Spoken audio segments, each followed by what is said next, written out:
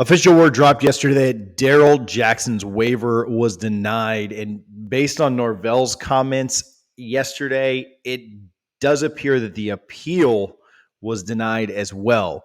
This leaves FSU in a pretty strange position, and we'll get to that in just a moment. We told you in the middle of last week that this is likely what was going to happen. We put a video out that Florida State was expecting bad news, or maybe it had already even gotten bad news. But now it seems that both the waiver and the appeal for Darrell Jackson have been denied. What we pointed out at the end of last week's video and what we'll point out at the beginning of this week's video is that Stan Wilcox, Florida State's former athletic director, is the one in charge of this. And there's really no bones to be made about that. He is over eligibility at the NCAA. Stan Wilcox is a character that Florida State fans have a horrible taste in their mouths over, and it has nothing to do with Darrell Jackson. It's probably just gotten worse because of that. Wilcox presided over athletics during the entire Jimbo debacle when things went super south and super sour there.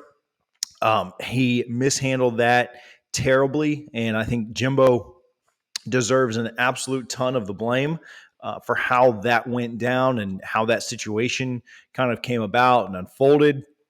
And obviously, Jimbo had a lot of stuff going on in his personal life that probably impacted that. But Stan Wilcox absolutely could not have handled the Jimbo debacle worse. And, you know, it's interesting that when Wilcox and Fisher are now gone, you see that investment returning to football.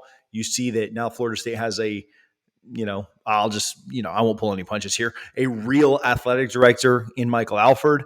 You see that things are changing and that Florida State football is a priority again. And that just wasn't the case with Wilcox. So fans didn't like him in the first place. You lost probably, the second greatest coach in Florida State history, the only other coach to win a national championship. And again, I know Jimbo gets a lot of the blame too, but just it's frustrating that was what Wilcox's tenure was all about. Then he follows up losing probably the second best coach in program history to then hiring the worst coach in program history. I don't know what the vetting process was with Taggart. I don't know if they just didn't make any calls, but it came out pretty immediately from people like Chris Landry and other experts in the field that the Taggart hire was absolutely doomed from the start, and that the mismanagement, the lack of organization, and just the all-around awfulness that hire brought with it falls squarely on Stan Wilcox. Now, what did Stan Wilcox do? Did he stick around and help Florida State rebuild and get things going back on the right direction? Absolutely not. He left for a job at the NCAA so that, what we'll get into, he can really punish kids and make their lives a living hell, like he did Florida State fans. So I guess he's just moved on from one to the other, but moved on to the NCAA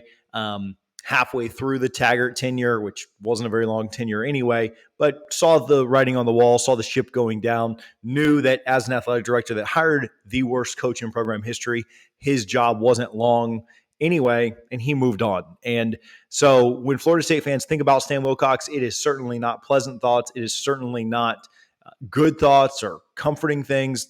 They're not Wilcox fans at all.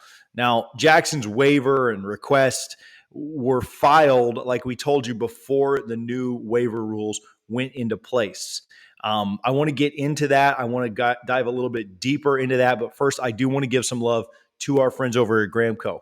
I'm very upset, but I am a little bit subdued right now because I grabbed a couple of gummies and I feel a little bit better after having grabbed those gummies. Listen, Gramco has now both Delta 8 and Delta 9 gummies, so they've certainly stepped up the game just a little bit. Make sure that you're shopping at thegramco.com.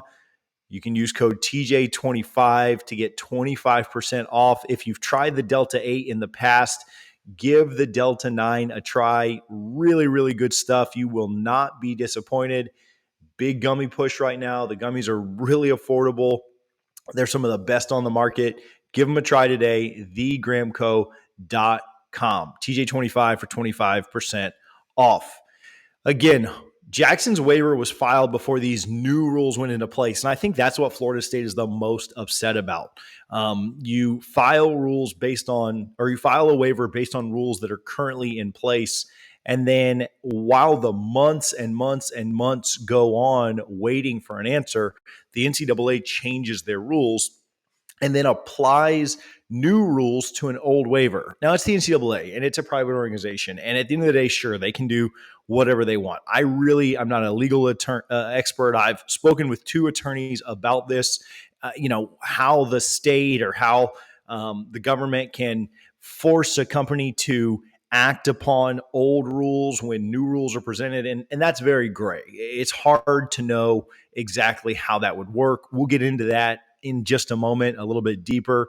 But it is frustrating that Florida State did what they thought at the time that they would be able to do. The NCAA was operating at about a rate of approving 70+% of waivers that are like the one that Jackson filed.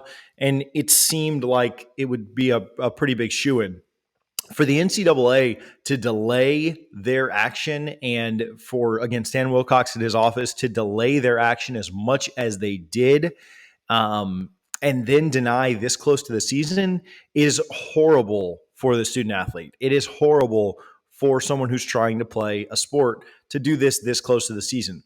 Had a waiver been denied back when it was filed, the circumstances haven't changed for Darrell Jackson from December until now, right? The things that he claimed, the health of a family member, being close to home, things like that, they haven't changed. And so for the NCAA to wait 8 months and now deny the waiver puts him in a horrible, horrible position.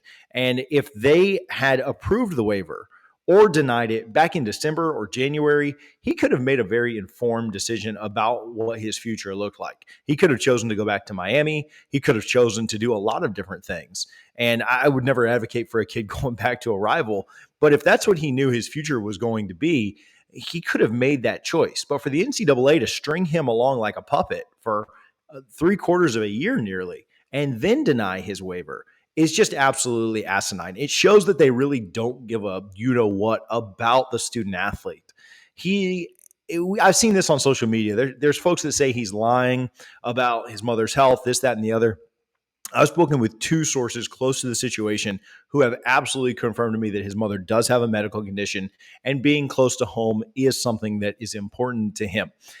The NCAA pretends to care about student athletes and their mental health, and this absolutely proves that they do not. Outside of the whole mother's health, mother's condition, medical this, medical that, if a kid wants to be close to home and is literally transferring to the closest Division I school to their home residence, that should be enough, right? If his waiver was, I want to be close to home, and then he goes to USC, I could see it, right? If he goes to Oregon, yeah, probably not very realistic. But in a day and age where we emphasize mental health so much in this country, and we're telling kids, oh, you want to transfer to be closer to home with a potential sick family member? No, that's not the same. I think that it's unreal that the NCAA would deny a waiver request with our emphasis on mental health. And again, I don't think that they care about the kids. I don't think they've ever cared about the student athlete. I don't think they care about the kids' mental health. That was evidenced when they were having the softball teams play games that started at 2, 3 a.m. a couple of years ago in the Women's College World Series. I don't think the NCAA gives 2 rips about the students. I think they care about 2 things. And if you don't get anything else from the video, this is what it all boils down to. They care about money and they care about power. And those are the only 2 things that the NCAA cares about. So what's FSU's option here? Well, I think their options are pretty limited. Again, I spoke with a couple of attorneys about this. There are some paths that they can take.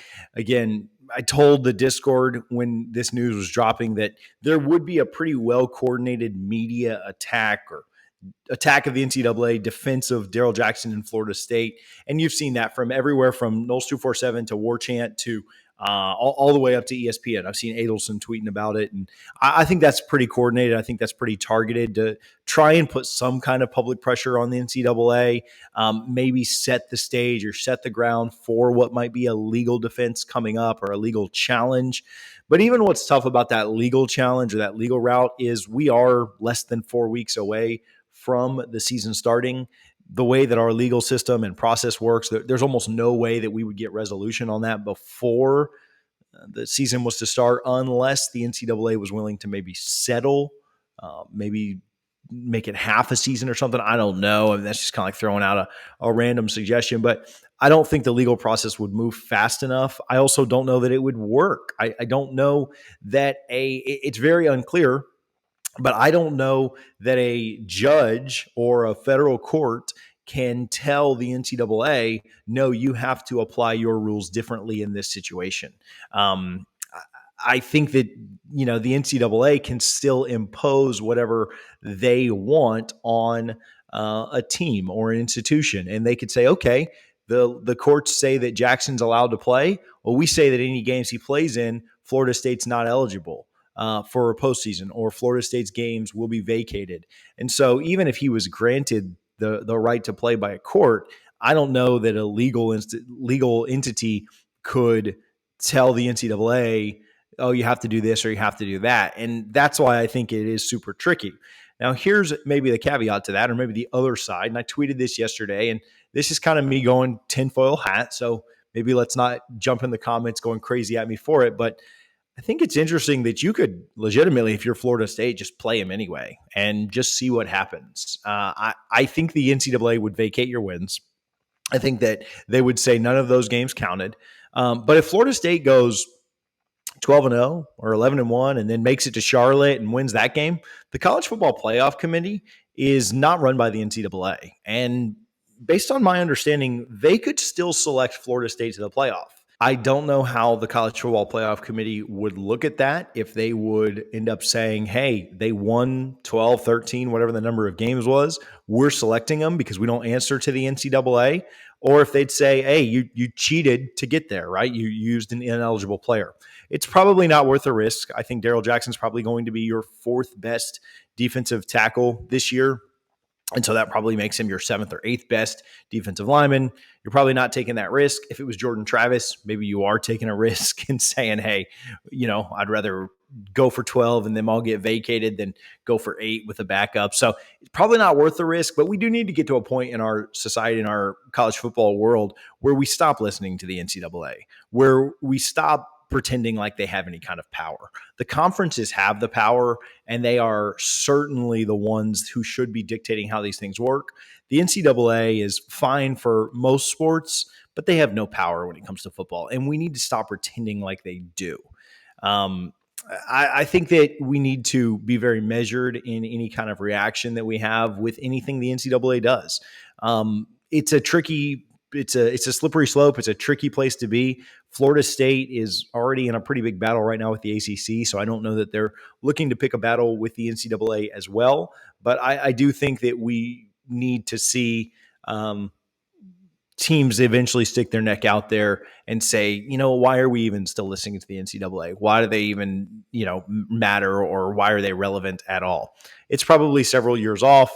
But I do think with conference realignment and how a lot of that has moved, we could be getting closer. Listen, I don't know what will happen with Jackson. There's some speculation that he could potentially play in the postseason if we got there. There's some speculation that would happen after this semester, and so he could play potentially a couple of playoff games or the bowl game if Florida State made it. Obviously, that's not what he wants. He wants to be able to play this season, and it would be fair to him to be able to play. We'll see if anything changes. We'll see if they go the legal route. Make sure you're locked in with the channel so that we can kind of keep you updated on anything that happens. At this point, it just is incredibly frustrating that Stan Wilcox and those at the NCAA have blocked this young man and others from being able to transfer and play this year when they do have legitimate reasons after years and years of allowing transfers whenever teams or coaches or conferences or programs have wanted. It's unfortunate now that Jackson and others are kind of the target of their cracking down or wielding power, as Adelson said yesterday on Twitter. Thank you guys for tuning in. We talked a little bit about conference realignment and how crazy that stuff has been. If you want to get caught up on any of that, you can click right here to check it all out.